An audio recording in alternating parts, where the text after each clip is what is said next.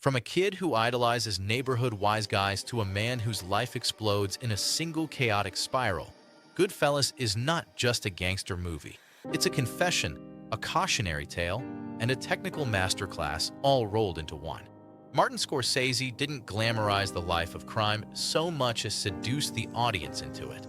Dazzling interiors, crackling voiceover, and one of cinema's most famous single-take entrances into the Copacabana. This video breaks down how Goodfellas builds its irresistible momentum, why its storytelling choices feel dangerously true, and which hidden details reward repeat viewings. Stick around to the end. I'll reveal the storytelling cheat Scorsese uses to make you root for men you should hate.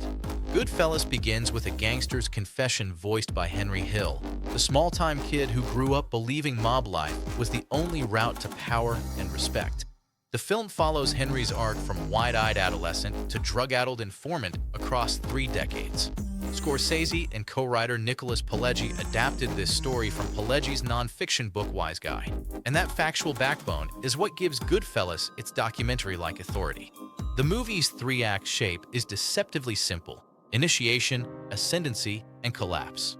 What transforms those acts into something electrifying are the formal choices: rapid-fire cutting, whip-smart camera movement, and an intimacy of voiceover that makes Henry your unreliable guide. The early sequences are seduction. We watch Henry as a teenager watching gangsters and imagining himself inside that life. Scorsese films this with a mixture of affection and cold clarity. The money, the girls, the power, all presented as if on a mantelpiece of temptation.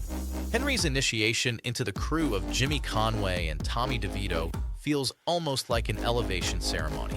These scenes use voiceover to put us in Henry's head, his rationalizations, his bravado, and his growing appetite for risk. The film makes a choice here.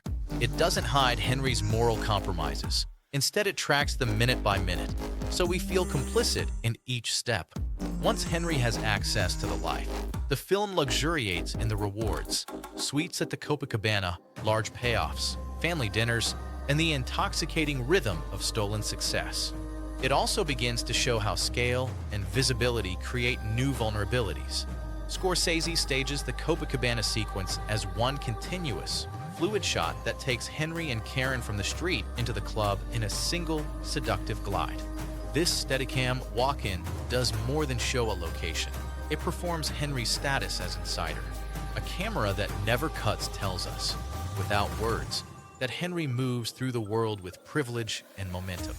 But Scorsese counterpoints this fluency with sharp editing elsewhere: rapid crosscuts that suggest paranoia, and freeze frames that break time and let us breathe in the moment just long enough to feel its fragility. Henry Hill is the film's moral lens. He narrates, seduces, lies, and gasps. Ray Liotta's performance is a study in slippery charisma, likable because he's candid, and terrifying because he's willing to normalize theft, violence, and betrayal. Jimmy Conway, played with chilling calm by Robert De Niro, is the strategist, genteel outwardly, brutal when necessary. He's patriarchal and controlling in ways that feel almost ancient, a figure whose restraint suggests a deeper capacity for violence. Tommy DeVito, as portrayed by Joe Pesci, is the film's volatile heart.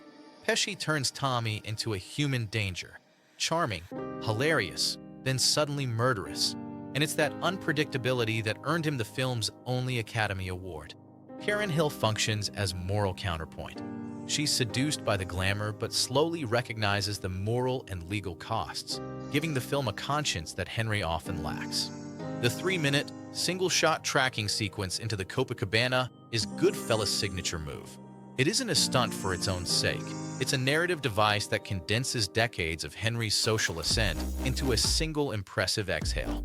The camera passes through the kitchen, skirts past oblivious staff, and drops us unceremoniously into the VIP table where Henry and Karen sit. That seamless movement enacts hospitality and access. Henry is inside now. The technical complexity is impressive: choreography, timing, and a skilled Steadicam operator. The shot's intent is psychological, not merely aesthetic. Elsewhere, Scorsese uses whip cuts and freeze frames to calibrate mood. A slow zoom lets us savor the payoff. A hard cut shatters the illusion. Scorsese leans on Henry's voiceover to navigate motive and justification. This interior monologue is the film's engine. It gives us the how and, crucially, the why. Henry's voice is clever and slippery. He tells us what he wants us to root for and why. Voiceover also allows Scorsese to compress time effectively. Years of activity are summarized, rationalized, and spun into anecdotes that make the audience complicit. The device is risky. Voiceover can be manipulative, but in Goodfellas, it's the perfect tool for creating a seductive, unreliable narrator. The music in Goodfellas is not background. It's a convocation of mood. Scorsese's curated soundtrack, pop hits, period rock, and ironic needle drops, functions like a Greek chorus. A jaunty tune overlays a brutal murder, and the dissonance exposes the complicity of American pop culture in normalizing violence. Songs anchor time and place while making the characters' immoral acts feel oddly festive. Scorsese's skill is to select music that both charms and indicts, so the soundtrack becomes an active commentator on the story. Goodfellas excels at showing how violence becomes routinized. Scorsese stages murders not as operatic showdowns, but as workaday problems solved by professionals. The crew's methods, intimidation, small-time hits, truck hijacks, are presented in procedural terms. This normalization of brutality is unsettling because it demystifies the romantic gangster myth and reveals the tedium and fear that underpin it. Yet Scorsese knows how to dramatize brutality when it matters. The film's violence is sudden and consequential, not celebratory. Goodfellas is often very funny, and that humor is key to its persuasive power. The film uses darkly comic set pieces to humanize its criminals. The petty rivalries, the banter, the family dinners at the kitchen table. These moments make the characters feel real and familiar. They also make the eventual betrayals more devastating because they occur within a context of genuine affection. Scorsese's ear for dialogue, the comic timing, the insults, the casual threats, keeps the film grounded in human detail even as events escalate. The second half of Goodfellas charts the predictable unraveling, increased risk, shabbier choices, and the corrosive effect of drugs. Henry's heroin addiction is a moral sinkhole that weakens decision-making, and the crew's short-term thinking escalates into disaster. Scorsese stages this descent with a loss of cinematic polish. Editing grows more jittery, the music choices more anxious, and the camera work less assured. The movie's momentum becomes a downward spiral, and the moral cost of earlier charm becomes unmistakable. As indictments close in and loyalty frays, Goodfellas shifts into legal drama. The film resists a tidy, moralizing conclusion. Instead, Henry's cooperation with the FBI feels like an act of survival. His betrayal is both pragmatic and pathetic. The transformation is complete. The kid who wanted to be a wise guy is now a man in witness protection, alienated from the life he romanticized. Scorsese avoids a Hollywood redemption arc. He shows that life after the racket is often lonelier and more mundane than viewers might imagine. That anti-mythic ending undercuts the seductive glamour that the film spent 2 hours constructing. Goodfellas' casting is a masterstroke. Ray Liotta's nervous energy, Robert De Niro's cool menace, Joe Pesci's combustible volatility, Lorraine Bracco's moral ambivalence. These performances combine to create a mosaic of believable characters.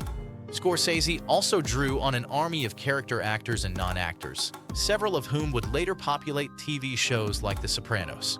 The performances are often conversational rather than theatrical, adding to the film's documentary feel. Thelma Schoonmaker's editing is surgical. Her rhythmic control, deciding when to cut for shock or when to hold for atmosphere, is one of the film's defining qualities. Quick montages convey the dizzying speed of success. Long sequences let tension simmer. The editing makes the film feel immediate and intimate. It's how Scorsese manipulates time without sacrificing narrative clarity.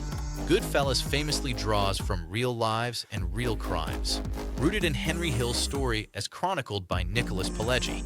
That tether to actual events gives Scorsese license to be both indulgent and brutally honest. The film's authenticity extends to locations, costuming, and small details that reward repeated viewing. The way a character pours a drink, the line of a family kitchen, or the tang of quotidian conversation. These details are cinematic textures that make the criminal world palpably real. Several scenes feel spontaneous because Scorsese encouraged improvisation. Joe Pesci's Funny How exchange is all over the internet as an example of a moment that feels improvised and dangerously alive, a flop-sweat demonstration of how humor can be a prelude to violence. The Copacabana sequence, though rehearsed meticulously, preserves an improvisatory feel through actor movement and background action. Small prop details, offhand lines, and background extras, some of whom were actual local actors with mob-adjacent histories, help the film breathe like a living world. Goodfellas' influence radiates. It's cited as a primary inspiration for The Sopranos, shifting the representation of organized crime from the operatic distance of The Godfather to the interior, day-to-day realism of Scorsese's vision. The film also shaped how filmmakers depict antiheroes, morally compromised protagonists who are charismatic yet dangerous. Goodfellas is now widely regarded as one of the greatest American films of its era, preserved in national registries and continually studied for its formal technique and moral complexity. Goodfellas matters because it doesn't ask you to choose sides. Scorsese wants you to watch how a life of crime seduces, how it corrodes, and how it ends. The film's technical miracles, the Copacabana shot, the editing rhythms, the soundtrack choices, are all means to that end. Goodfellas is a brilliant exercise in moral ambivalence. We are compelled by the glamour and then punished with the truth. The movie teaches that the myth of honor among thieves is just that, a myth, and that complicity, once gained, is hard to shed. What Scorsese does, and what makes Goodfellas irresistible, is simple. He invites us to feel first and judge later. Through voiceover, music, and camera movement, he aligns us with Henry's perspective long enough that we understand his choices before we condemn them. The result is a film that feels honest because it's patient in depicting cause and consequence. If this video helped you see Goodfellas anew, like and subscribe for more long-form film breakdowns.